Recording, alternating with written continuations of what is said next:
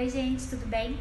Na aula de hoje vamos falar sobre os seres vivos, as suas semelhanças e diferenças e as principais características dos seres vivos.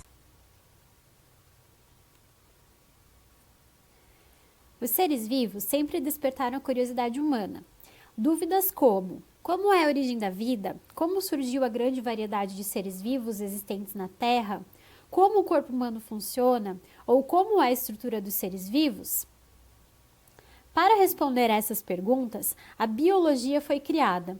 Biologia significa estudo da vida e é uma ampla ciência dividida em várias áreas, como a botânica, que estuda os vegetais, a zoologia, que estuda os animais, ecologia, que estuda os grandes ambientes e os ecossistemas, e também a microbiologia, que analisa e identifica organismos muito pequenos. Mas o que é um ser vivo? Como podemos classificar um ser vivo? Com o avanço sobre a biologia, muitas características dos seres vivos foram identificadas, podendo diferenciá-los de outros componentes do ambiente. Vamos estudar nesse capítulo que os seres vivos apresentam muitas diferenças entre si, mas também muitas semelhanças. Células, a unidade básica dos seres vivos. Mesmo com tantas diferenças, os seres vivos apresentam uma grande semelhança. Todos eles são formados por células. As células são as menores unidades vivas de um organismo. Os seres vivos podem possuir apenas uma célula, como os protozoários e as bactérias, e são chamados de unicelulares, ou então várias células, como os fungos, vegetais e os animais, são os pluricelulares, também chamado de multicelulares. Como as células são unidades muito pequenas, nossos olhos não conseguem observá-las sem a ajuda de equipamentos de ampliação, como por exemplo o microscópio. Existem vários modelos de microscópio que fornecem imagens muito importantes para o entendimento das células.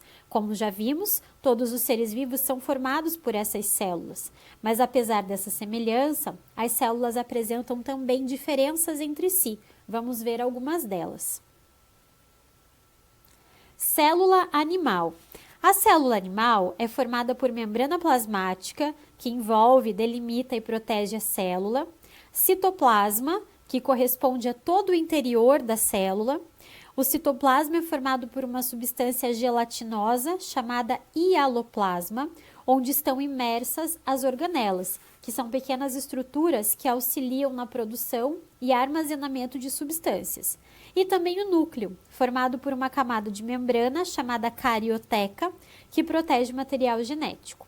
Quando a célula apresenta organelas e núcleo, as chamamos de eucarionte. Célula vegetal. A célula vegetal é muito semelhante à célula animal. Também é do tipo eucarionte, com núcleo e organelas delimitadas por membrana. A célula vegetal, porém, apresenta três estruturas que são ausentes nas células animais. São elas: vacúolo, estrutura destinada a guardar água e sais minerais; plasto, que armazena substâncias, e um exemplo é o cloroplasto, que armazena a clorofila, pigmento verde responsável pela fotossíntese; e parede celular, que reveste a célula, aumentando a sua proteção. A parede celular é feita de celulose, matéria-prima para a fabricação do papel. Célula bacteriana. A célula bacteriana é formada por membrana plasmática e citoplasma. O material genético está espalhado, disperso pelo citoplasma, porque esse tipo de célula não apresenta núcleo e nem organelas.